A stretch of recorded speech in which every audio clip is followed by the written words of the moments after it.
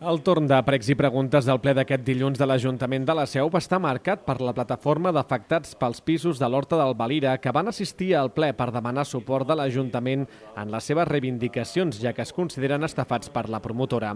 Segons el portaveu de la plataforma, Jordi Majoral, la promotora els ha donat un ultimàtum de 15 dies per fer efectiva la compra o perdran la fiança de 6.000 euros. Hem vingut a exigir al ple de l'Ajuntament que en un moment vam voler comprar uns pisos de protecció oficial de preu concertat i se'ns va prometre que se'ns tornaria la fiança en el cas de que canviés la nostra situació, no ens donessin la hipoteca,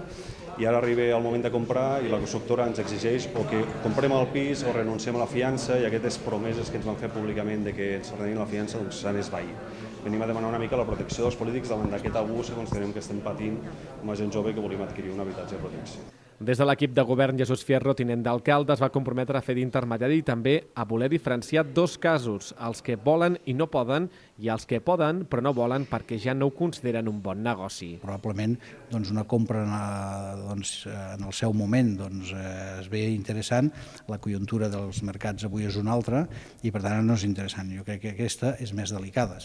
perquè, entre altres coses, no podem perdre de vista que en el seu moment